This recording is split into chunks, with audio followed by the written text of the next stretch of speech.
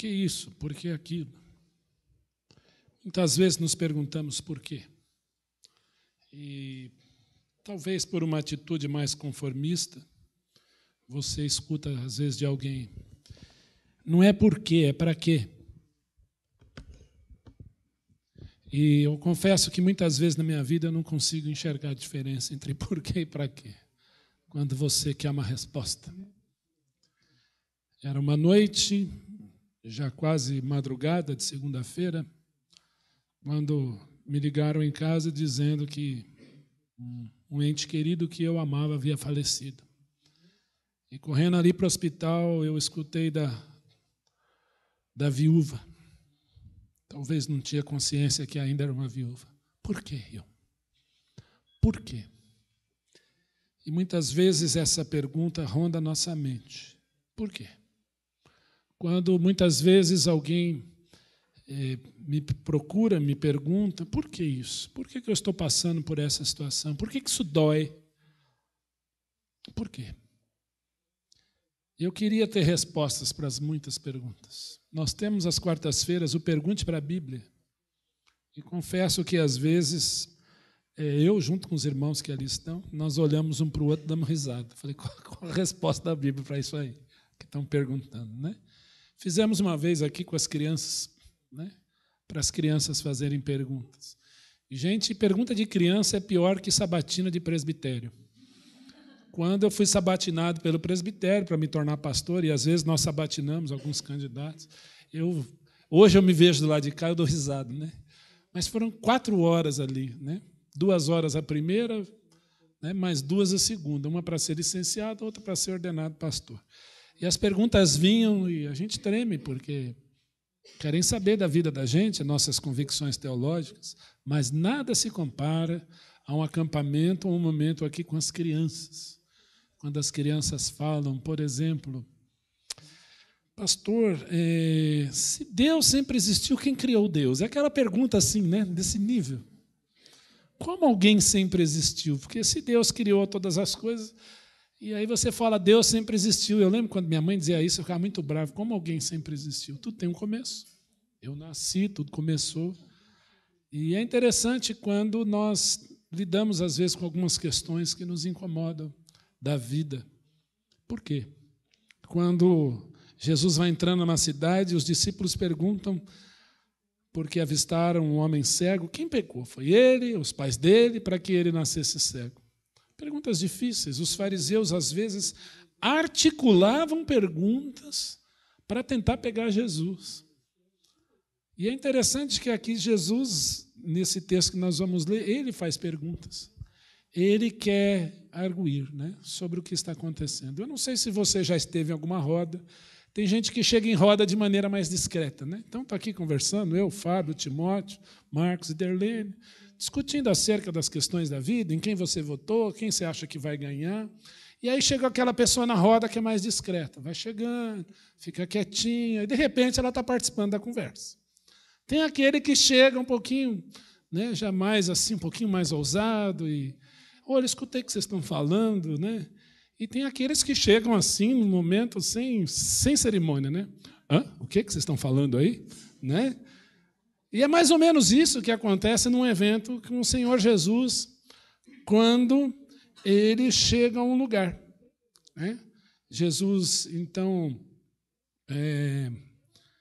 está chegando a um lugar e as pessoas estão discutindo. E Jesus exatamente quer saber o que eles estão falando e o que eles estão conversando. Convido você a abrir a sua Bíblia nessa história de Marcos, capítulo 9. Marcos 9, a partir do verso 14.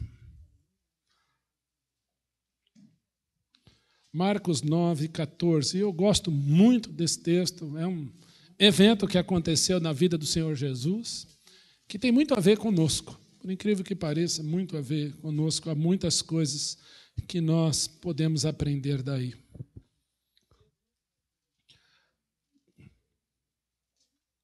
Jesus, então, junto com Pedro, Tiago e João, tem aquele momento da transfiguração, onde Moisés e Elias aparecem ali, E Pedro tem aquela ideia de fazer o acampamento para Moisés, para Elias, para que eles pudessem ficar ali.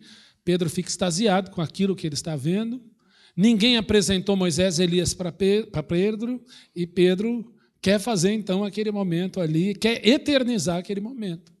Então, quando eles voltam, talvez ainda Pedro pensando no Monte da Transfiguração, né, e ali João e Tiago também, ainda que extasiados com a oportunidade que Deus deu a eles de verem a glória de Jesus e verem ali a glória dos servos do passado também, a lei e os profetas transfigurados ali diante deles.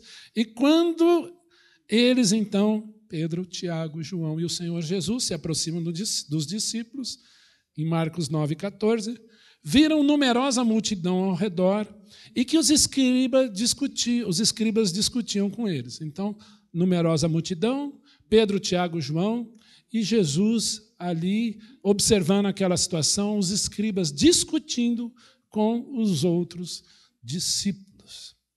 E talvez a pergunta era: por quê? Por quê? Por quê? Eu queria, essa noite, não ter a pretensão de responder a porquês, mas como o Senhor Jesus lida com alguns porquês que nós temos. Vamos orar. Pai, nós te agradecemos esse momento, que tu nos dês compreensão da tua palavra, para que ela, suficiente como é, fale ao nosso coração no nome de Jesus, porque precisamos do Senhor. Tu sabes quem eu sou, tu sabes o que cada um aqui é, e que sem Jesus nada somos, e quanto mais olhamos para nós mesmos, mais nós vemos que precisamos de Jesus, e quanto mais olhamos para a tua palavra, mais ainda precisamos de Jesus. Por isso pedimos para que Jesus nos fale, nos ensine essa noite, em nome de Jesus. Amém. Amém. Quando eles se aproximaram dos discípulos, viram numerosa multidão ao redor e que os escribas discutiam com eles. E logo toda a multidão, ao ver Jesus, tomada de surpresa, correu para ele e o saudava. Era uma discussão. Os discípulos estão discutindo com os escribas. Agora Jesus aparece, eles correm para onde está Jesus e saúda Jesus. Oh, olha quem está aqui, é o Senhor Jesus, seja bem-vindo entre nós. O que você está fazendo aqui? Puxa, que bom ver você, Jesus. Saudava Jesus. Então ele, Jesus, interpelou os escribas, dizendo: que é que discutíeis com eles? O que é que vocês estão discutindo com os discípulos e com a multidão? Qual é o assunto? E um dentre a multidão respondeu: Mestre, trouxe-te o meu filho, possesso de um espírito mudo. Trouxe aqui o meu filho, possesso de um espírito mudo. E qual era a situação daquele jovem, daquele filho, daquele homem que estava ali no meio da multidão, e os escribas conversavam, muito provavelmente, sobre o que aquele jovem estava vivendo. E este, onde quer que o apanha, lança-o por terra, e ele espuma, ele os dentes e vai definhando. Roguei aos teus discípulos que o expelissem, e eles não puderam. Vocês andam com Jesus, vocês são discípulos de Jesus, libertem o meu filho, por favor, porque onde ele vai rilhando os dentes, ele vai definhando, e nós vemos aqui que ele joga ele no chão e deixa ele como que mudo. Essa era a situação daquele jovem. E esse pai está desesperado. E sob a autorização desse pai, sob a autoridade desse pai, nós não sabemos porquê, aquele jovem está ali, naquela situação. Nem os discípulos podiam ajudar aquele pai, tampouco os escribas podiam ajudar aquele pai. E talvez a discussão diz: é porque vocês não têm poder, é porque vocês estão falando o nome desse tal Jesus aí, eu não sei não se esse Jesus é capaz de fazer alguma coisa. Talvez aqueles escribas diziam: olha, deixa ele mudo, não é capaz nem de falar, isso não tem jeito. Não tem alguém aqui em Israel que dê jeito nesse jovem. Essa situação é irreversível, não tem mais jeito. Talvez você tenha ouvido isso recentemente de pessoas, uma alta classe, dizendo para você: isso não tem mais jeito, isso é irreversível, isso aqui não dá. E você se pega se perguntando: por quê? Por quê? Por que meu filho está assim? Na vida pastoral nós ouvimos muitas coisas e algumas, por quê? Pastor, por que me abandonaram? Pastor, por que eu estou sozinho? Pastor, por que eu estou sofrendo? Pastor, por que minha filha está doente? Por que meu filho está doente? Por que minha mãe está doente? Por que ele morreu? Por quê? E Jesus disse, então Jesus lhes disse a todos eles, ó geração incrédula, até quando estarei convosco? Até quando vós ou vos sofrereis? Traga um menino aqui. Traga um menino aqui. Então trouxeram-lhe. Quando ele viu a Jesus, o Espírito imediatamente o agitou com violência, caindo ele por terra, revolvia-se, espumando. Primeira coisa que aquele espírito imundo sabia quem estava ali diante dele, o Filho de Deus, que é Deus, Deus encarnado, o Deus em nome de quem se dobrará todo o joelho e jurará toda a língua, nos céus, na terra, embaixo da terra, e toda a língua confessará que Jesus Cristo é o Senhor, para a glória de Deus Pai. Estavam diante daquele que criou o universo, que sustenta todas as coisas pela palavra do seu poder. E talvez você esteja aqui essa noite dizendo, ou pensando, ou vivendo uma situação, isto não tem mais jeito, porque talvez disseram isso para você. Estão dizendo para você, essa situação não tem mais jeito, seu casamento não tem mais jeito, aquilo que você está clamando não tem mais jeito, esse menino não tem mais jeito. E Cícero tem jeito, ainda que sejamos calvos hoje nesse mundo, tem jeito, irmão. Tudo tem jeito para o Senhor.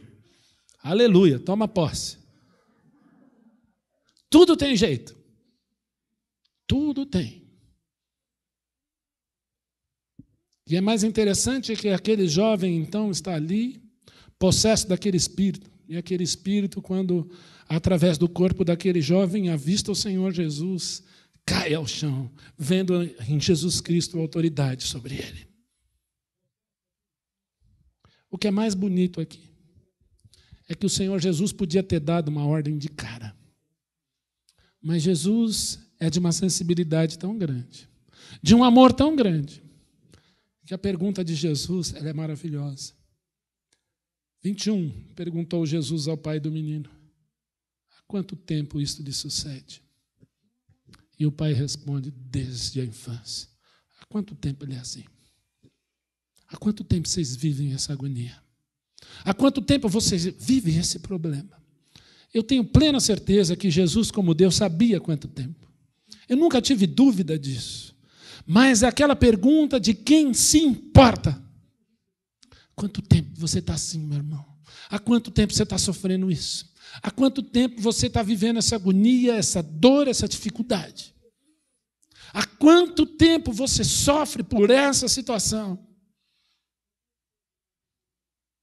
Há quanto tempo você está vivendo essa clausura, essa escuridão? Isso que te incomoda, que você não consegue se libertar. Há quanto tempo? Há quanto tempo você está lutando a ponto de pegar essa situação pelo fio do cabelo, tentando conseguir, mas parece que vai arrebentar de tão frágil, e você vai dizer, não tem mais jeito. Há quanto tempo você vive isso? Desde a infância. Desde quando ele era menininho, desde quando ele era um bebê. Jesus se importa. E mais, Jesus, muitas vezes, no verso 22, o tem lançado no fogo e na água para o matar. Mas se tu podes alguma coisa, tem compaixão de nós e ajuda-nos. Jesus, eu faço parte dessa geração de incrédulos. Eu faço parte dessa geração que duvida. O que o Senhor acabou de dizer aí que é incrédula. Ah, Jesus, se o Senhor já pode, se tu podes fazer alguma coisa por esse menino, seja lá o que for, faz. E Jesus responde,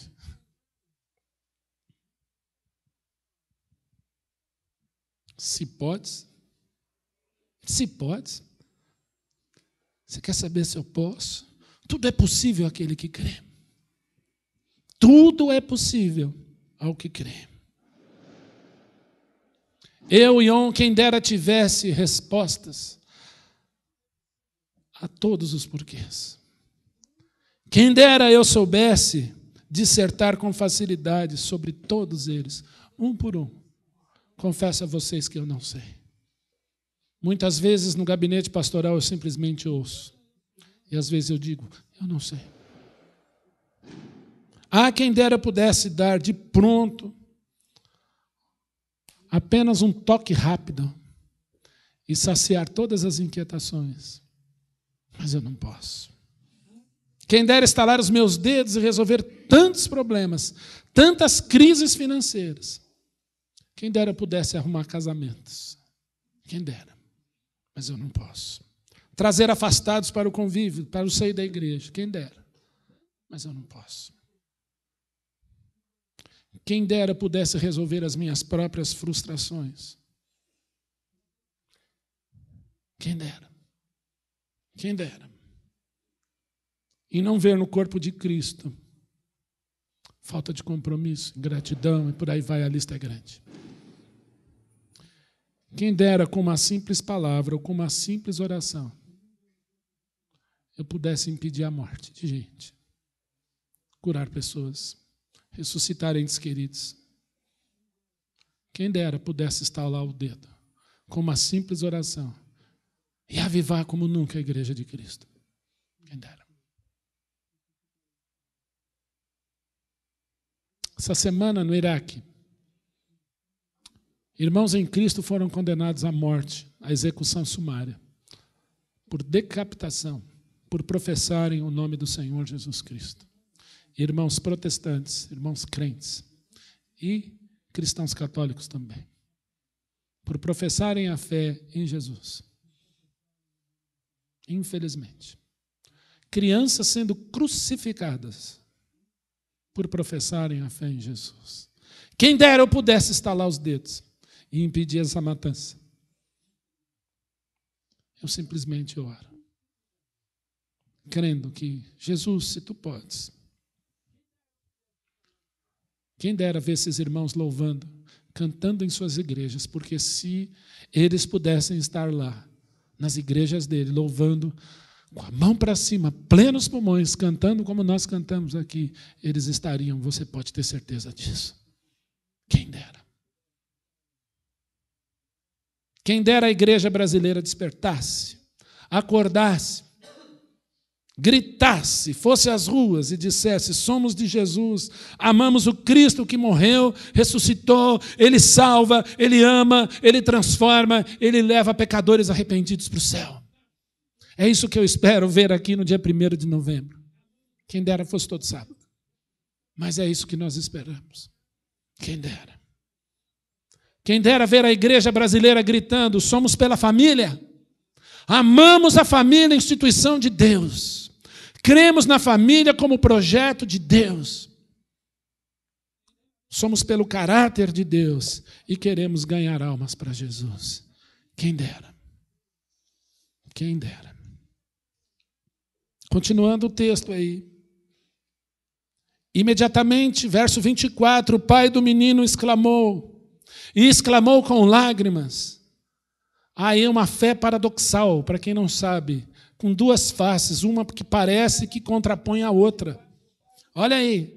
E o pai do menino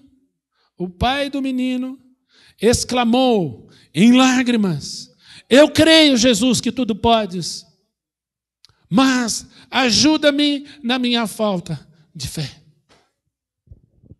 Eu creio, mas me ajuda na minha falta de fé. Eu creio que Jesus é aquele Messias prometido, Salvador do mundo. Eu creio que é Ele.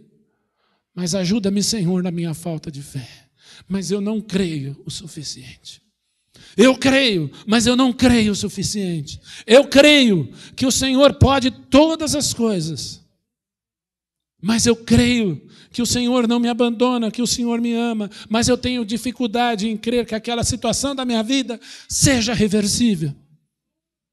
Eu creio que o Senhor pode curar esse menino, mas eu não tenho plena certeza que o Senhor pode curá-lo.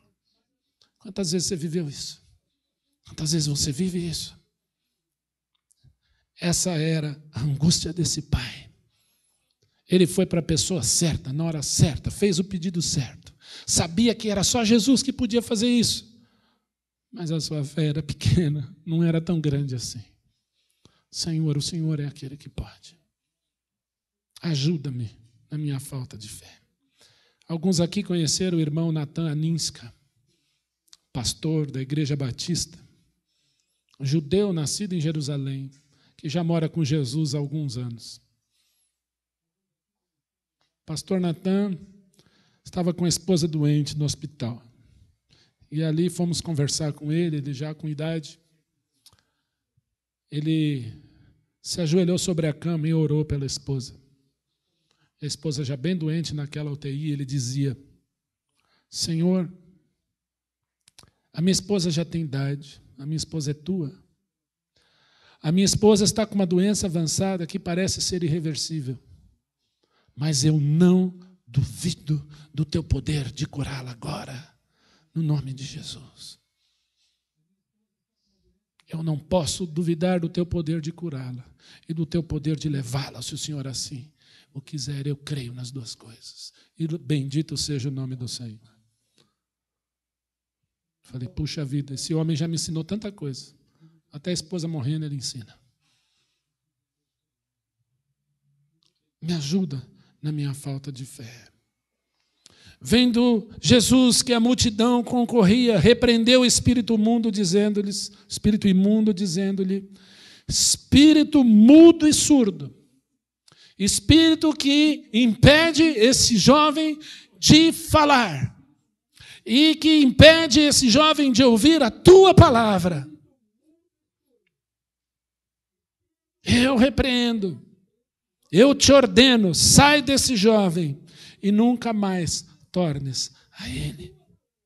Quando o Senhor Jesus Cristo fala, o homem não pode desfalar ou desdizer aquilo que Jesus disse. A ordem de Cristo está dada, sai dele e nunca mais volte para ele. Quando Jesus liberta, se o Filho vos libertar, verdadeiramente sereis livres. Não há situação difícil para o Senhor Jesus Cristo. Não há situação em que Jesus não possa dar jeito e dizer, é para sempre o que eu vou fazer aqui na vida deste jovem.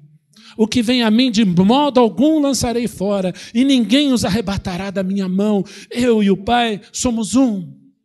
Você crê nisso? Nunca mais tornes a ele. E ele, agitando o jovem, muito saiu, deixando como se estivesse morto, ao ponto de muitos dizerem, morreu, está morto, olha, está morto, Jesus fez alguma coisa, morreu, não tinha jeito, agora que saiu piorou, agora morreu mesmo, não tem mais jeito. Quando Jesus põe a mão, é para sempre, é mudança, e mudança radical. Ninguém olha para Jesus, conhece Jesus e fica igual. Não tem jeito. Precisa ter mudança. Porque o mundo vai dizer, morreu, seu Deus te abandonou, acabou. Acabou. Mas o que Jesus faz? Mas Jesus tomou pela mão, ergueu, e ele se levantou. A Bíblia não diz, mas eu imagino o abraço que o pai deu nesse jovem. Filho, eu quero ouvir tua voz, há muito tempo eu não ouço. Eu ouvi o teu choro quando você era bebê, eu não escuto tua voz mais há muitos anos. Talvez aquele jovem tenha dito, pai, eu te amo. Pai, eu fui curado. Pai, eu fui restaurado. Pai, a tua voz é linda. Pai, quem é esse homem que me libertou? Começa então uma história nova, uma caminhada nova, uma jornada nova. Quando entrou em casa, seus discípulos lhe perguntaram em particular, por que não podemos nós expulsá-lo? Por que nós não conseguimos? Onde está a nossa falha, Jesus? Por que nós não conseguimos? E a resposta de Jesus, ela pode ser muito mal interpretada. Respondeu Jesus, esta casta ou esse tipo, essa casta, essa hierarquia de anjos caídos não sai senão por meio de oração e jejum. Olha, vocês têm que orar bastante, jejuar bastante, porque quanto mais você orar, mais jejuar, mais demônios você vai expulsar. Foi isso que Jesus disse? Não. No primeiro momento você pode interpretar assim, mas Jesus não disse isso. Jesus disse que oração e jejum é prova, ou são prova de submissão ao Senhor. O Senhor te dá autoridade, em primeiro lugar, à medida em que você se submete a Ele. Se você jejua tentando barganhar com Deus, o seu jejum é vão. Se você jejua para se consagrar ao Senhor, para dizer, Senhor, o meu corpo é teu, a minha vida é tua, eu vou fazer isso em segredo, não vou contar para ninguém como o Senhor ensinou, é para a glória dEle. E é você com Ele, é submissão a Ele. E a vida de oração não é para mostrar para o seu irmão o quanto você ora bonito. Ou quantas horas você ficou orando. Às vezes eu recebia telefonemas assim, irmão Ion, hoje eu orei, só hoje de manhã, 3 horas. Eu falei assim, não serviu para nada, está contando para mim? É você com Deus, é consagração sua ao Senhor, seja em oração, seja em jejum, é submissão sua ao Senhor, para a glória do Senhor, para que Ele te use. Em primeiro lugar é isso. O teu Pai que te vê em secreto te recompensará. Fecha a tua porta. É um momento de exclusividade sua com Deus, em primeiro lugar. E é óbvio que nesse caso a oração e jejum tem muito valor. Jesus foi muito claro aqui. Mas se não for fruto de submissão ao Senhor, para nada serve. Para nada serve.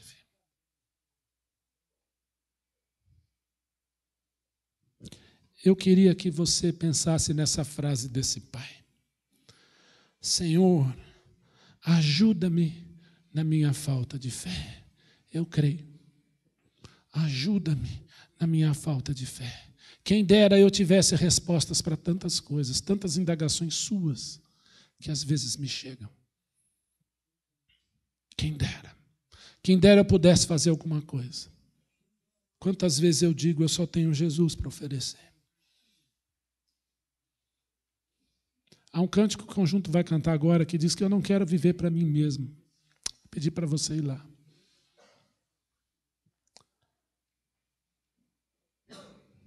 Não é para você que você vive. Talvez a fé esteja pequena. E quanto mais pequena a fé, mais o Senhor está dizendo, submeta-se a mim. Faça que nem esse pai, em lágrimas. Eu creio, Senhor, mas me ajuda na minha falta de fé. Quantas vezes nós vamos em um hospital? Essa semana eu fui visitar uma senhora, mãe de Edith. Dona Esther, até no leito da enfermidade tem aparência de rainha. Esther. Eu queria orar pela senhora e dizer que Jesus te ama, Ele é o Messias de Israel. A senhora que crê. Quem dera eu pudesse tirá-la dali. Meu irmão, talvez você tenha uma situação tão difícil na sua vida e você acha que não tem mais jeito. Jesus Cristo falou àquele pai, se podes, tudo é possível ao que crê. Tudo é possível ao que crê. Curva a sua cabeça, irmão. Diga, Jesus, eu creio. Ajuda-me na minha falta de fé. Jesus, eu sou tão pequeno. Jesus, eu não sou nada.